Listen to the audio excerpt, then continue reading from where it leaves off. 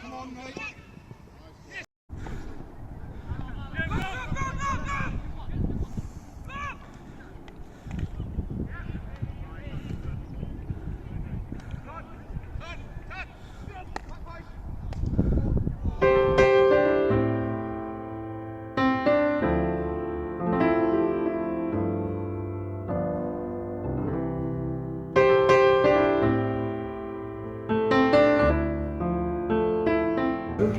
But they didn't have a phone. So what I would do in Putney, if we needed him, as he came home at weekends from university, I would write to him on a Friday evening, post it in my pillar box at the end of the road, 7 o'clock collection, and it would get there Saturday morning, and the post was wonderful. It all worked. But if you had to cancel, and we cancelled a lot, then you had to phone around, and that took an hour. Because now when you phone the last digit, you're through, aren't you? Well then, you dial the number and it didn't work. And you had to dial it again and again. So it took an hour to cancel a team. So I think that gives you an idea of how we got the teams and how we cancel the teams. And of course now, as the present generation will know, it's all done online. You put your availability online, you're selected online or WhatsApp with no human intervention at all. So that was teams, and then fixtures. There were no leagues, so when we joined Surrey, we got a handbook, and that gave the address of the fixture secretary of every club. And we wrote to them and say, have you got any fixtures? And amazingly, in the first season, we already had a full season's fixtures, all friendly games. And so you knew where you were. We produced a fixture card, and the fixture cards are on that thing over there, and that told you where you were supposed to be on the day.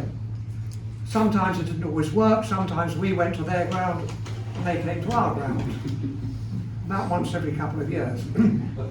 But as a sort of a backup, there was a fixture conference in September. We all went along, Tom and I, didn't we, to this hall where 300 clubs met, 2 from every club. One of you took the fixture cards round to the other clubs, and the other received the fixture cards. And that went on really until the internet started, and then it was all done online. And our last fixture card, as you see up there, was 2002-2003. And now the fixtures, as you know, they're all online. You look on the website and that tells you where you are. But we did play a lot more. We played every Saturday, we played Boxing Day, we played New Year's Day, and now it's a lot fewer fixtures. It's really only the league and a couple of matches. Anyway, that gives you an idea of what it was like then and what it was like now. Ian, have you tried writing to Ian Redfern for when we're short? Writing to Ian Redfern? Is he still waiting for you to write? No, you may have missed, but if you want the history of the club, there's over there on the table, there's a book, take one or more if you like. Ian, can I just say to all the people who are here, to those who doubted how good the card was that advised players of where they were playing the following Saturday. Yes. I might remind you of the time that we knew that Roger Allery was coming back from America, sadly no longer with us. We had a selection meeting on the Monday night. We decided that Allery should play in the side against Reigate Manor the following Saturday. His address was a hotel in Tribeca in New York. He had to get himself to Newark Airport, across to Heathrow, down to Reigate Manor, and he arrived on time. Thank you, Laurie. Okay, well that's all from me, and now our club captain would like to say a few words. Thank you. I'm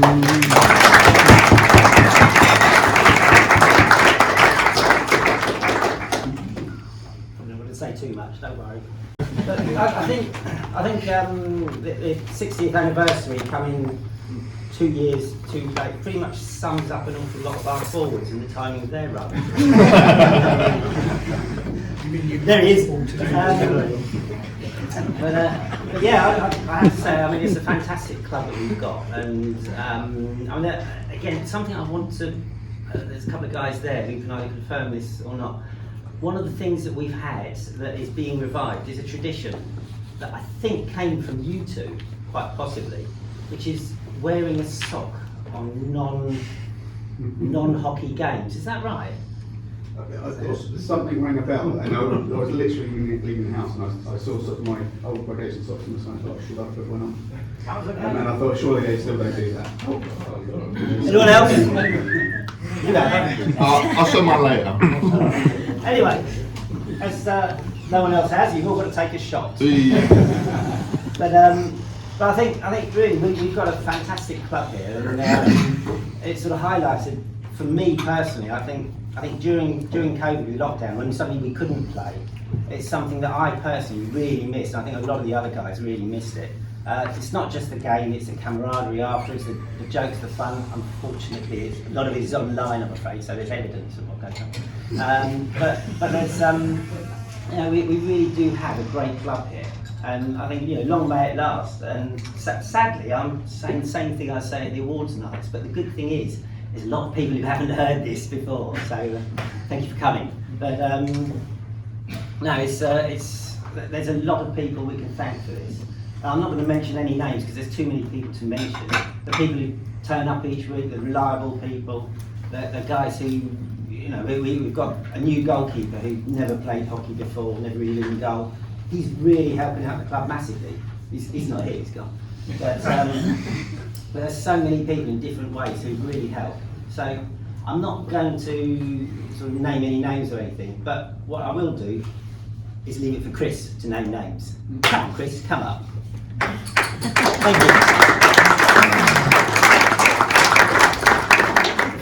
So for people who don't know me, I'm Chris, captain of the Threes and Currents, captain of the season. I was given this last minute announcement to say that I'll be doing a speech, so I thought, okay, I'll try my best. I'm going to try keep it quite short, just like my half-time speeches, but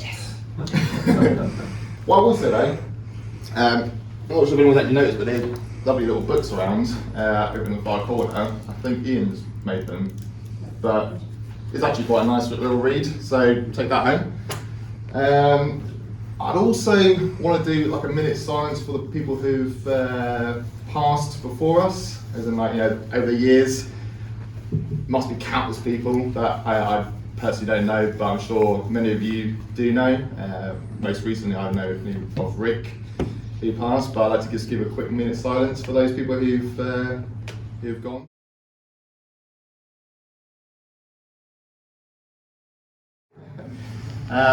Also, Johnny, make sure there's a good shot of me. It looks like we're in a garden here.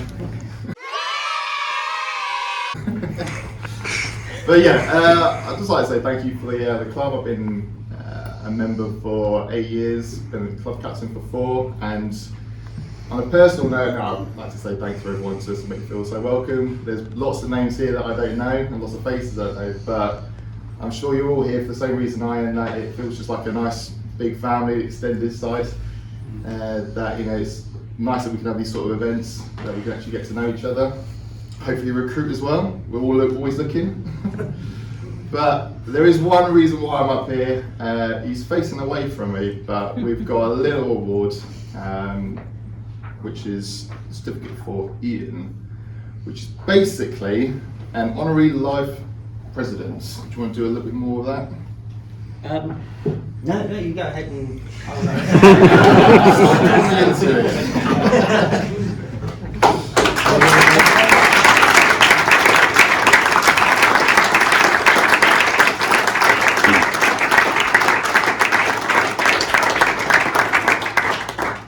Rather than Rob speaking again, get another minute's silence, please. I was just going to say, Ian's still playing, so what's your excuse, all of you at the back? How many games is it, Andy? Ian's played? 1200 or something? Yeah. I think that's worth a round of applause. No.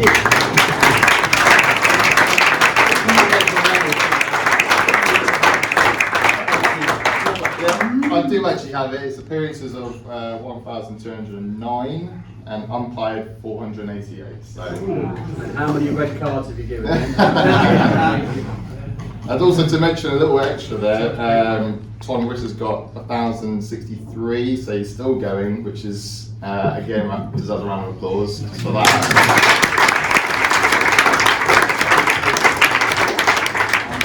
Andy is our third 1,000th player, so 1,010. So